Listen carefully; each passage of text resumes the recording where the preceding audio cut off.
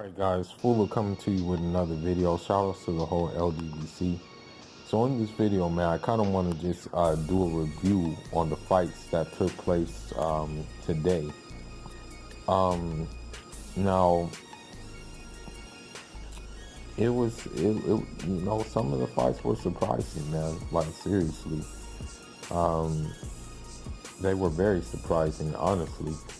But anyhow, that's a part of boxing. Things happen in boxing.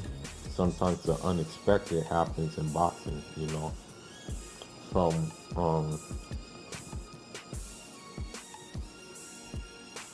the first fight I want to talk about, although I don't like the guy, but Dillian Whyte versus Oscar Rivas. Honestly, in that fight, to be honest, like, due to the fact that they were in the UK, they gave Dillian Whyte the fight, but honestly, I really didn't feel that Dillian Whyte was really winning that fight. I mean, I honestly had that fight kind of a draw fight, basically, because sometimes Oscar Rivas will be the aggressor and have Dillian Whyte against the ropes, but he wouldn't do enough. Whereas Dillian Whyte, he would sometimes land pot shots, but a lot of the times they were blocked, by Oscar Rivas. I think if Oscar Rivas was a little more aggressive, he could have won the fight. So what this means is that now he's the Mando in the WBC. So him and Eddie Hearn could shut their mouths up and let Deontay Wilder watch him, because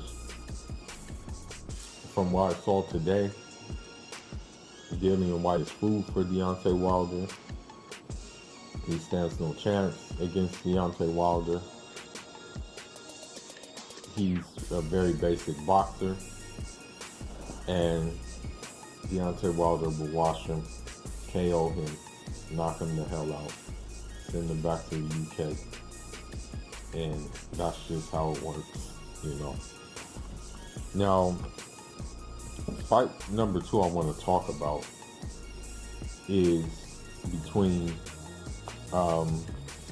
F.A. Jagba and Ali Iran Demirishin, who was an undefeated prospect out of Turkey or Germany by way of Turkey. Now, in this fight, I'm actually happy because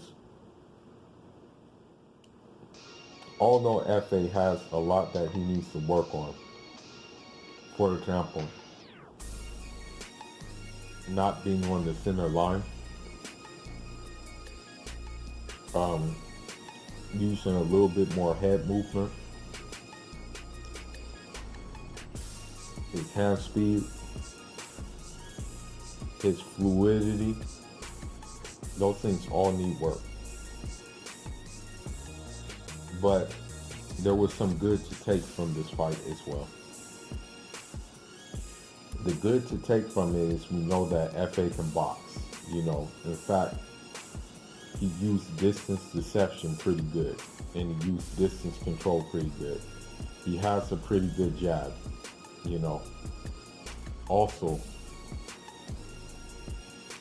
he's able to fight on the back foot, which I was happy to see. He uses pivots, He's just a little bit, I guess you can say, a little bit robotic. But that'll come with time. I think since he's a young prospect, he'll fix that. But I was happy to see that he can box. You know, he was parrying punches at times, you know, but, you know, it's good to see that he has what's necessary to like box a full like 10 rounds or be it 12 rounds in the near future. So I was happy to see that, the fact that, you know, he was boxing in this fight. Because we do know he has some power, but um, I guess he wanted to like get some rounds in, you know, and so he did get rounds in, and he thoroughly outboxed the opponent. So props to FA Ajagba for that. It was a job well done. Now, as far as the Caleb Plant and Mike Lee fight, um, wasn't much of a fight.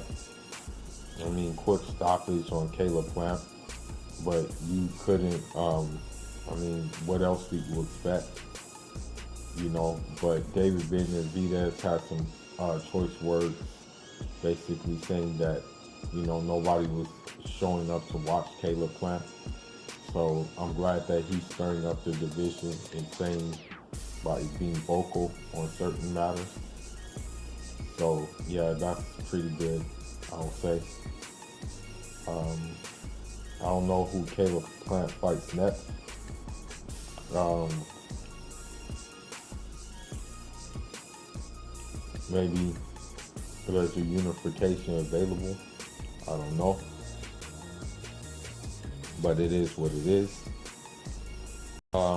The Lewis Neri guy, he got some like power, you know, and he has the kind of crazy power that that is like a delayed reaction.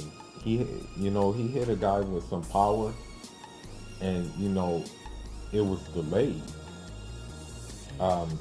The dude, now I don't know if he took a dive, but when he got hit with the power, the dude was still fighting, and then like a couple of seconds later, he fell down to the ground. Now I don't know if his power basically traveled and sent the dude's soul up to the heavens, and then when it was brought down to earth, he felt it. So, props to Lewis Neri. Now, let's go to my man Yordenis Ugas versus Omar Figueroa. Now, the thing is this is the Achilles heel about Ugas. I rock with Ugas, okay? Ugas is a very talented boxer. He's a good boxer, okay? Tonight's performance was pretty much a shutout. I mean, and for the most part, he stayed inside with the guy, He pretty much, there was not really a time in the fight where Ugas fought on his back foot, It happened very rarely. He was pressing the action for the most part. And then when Omar Figueroa did try to go in, he would eat body shots a lot.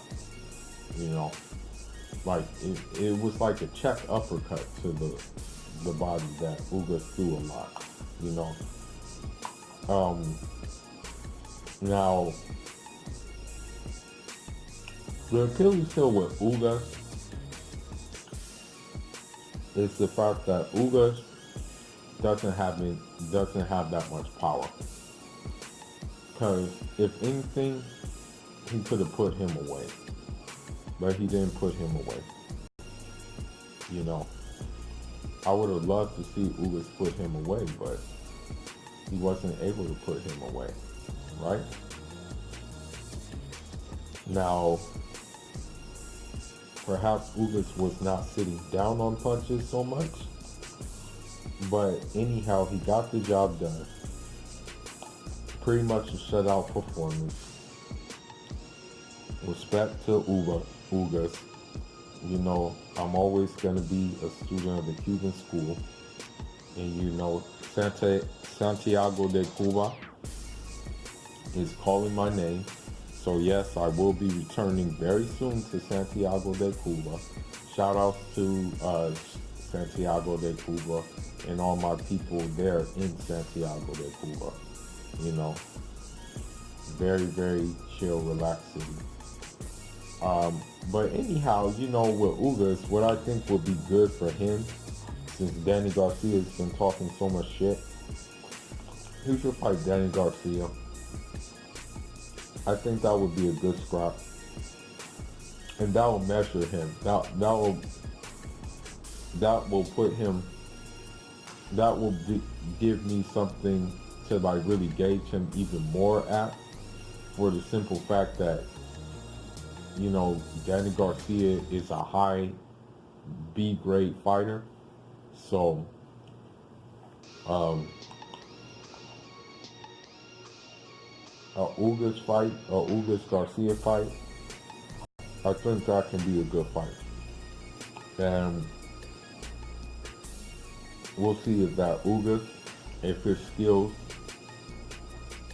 will pay the bills in that fight, you know. But overall, it was a good performance by him, you know. Now, as far as the Manny Pacquiao and Keith Thurman fight is concerned, for one, I was just really surprised at the energy in which Pacquiao had in this fight. From the first round knockdown to I think it was like maybe the 10th or 11th round when he hurt Keith Thurman to a point that Keith Thurman was actually like running around the ring, you know, trying to recover because he got hurt, you know. So those things surprised me a lot in the fight. Now, Keith Thurman, I will say that, you know, when you look at things, that you can make a case and argue that Keith Thurman landed the cleaner shots. You can make a case for sure.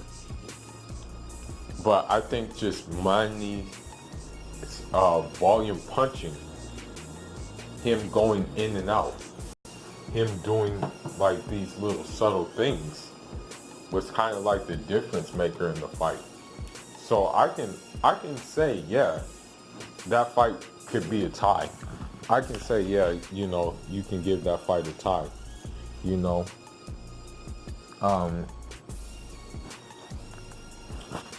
Now,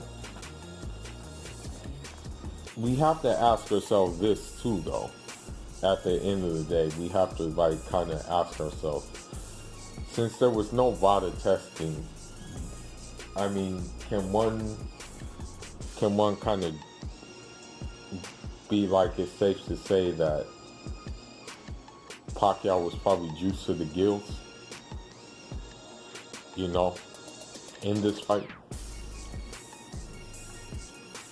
But even if he wasn't juiced to the gills, I just think that he was more intense in this fight, you know, because Keith Thurman was just talking so much, you know, and so I think he bit off more than he can chew, you know. And the thing is about it is, like, you know, there were some toss-up rounds, but I mean, I think Manny Pacquiao, what he did is he finished the round strong. So it left it not up to debate, you know. And so, you know, Keith Thurman, you know, there were times where he tried to mix it up, but every time he tried to mix it up, he got hurt, you know. So,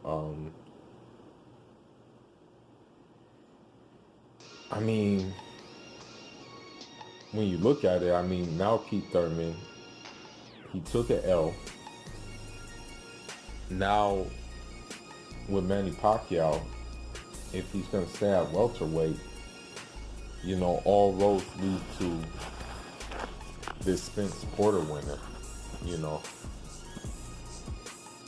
And so we're going to see if he is actually going to take that fight, you know, because technically he doesn't need to take it, but, you know,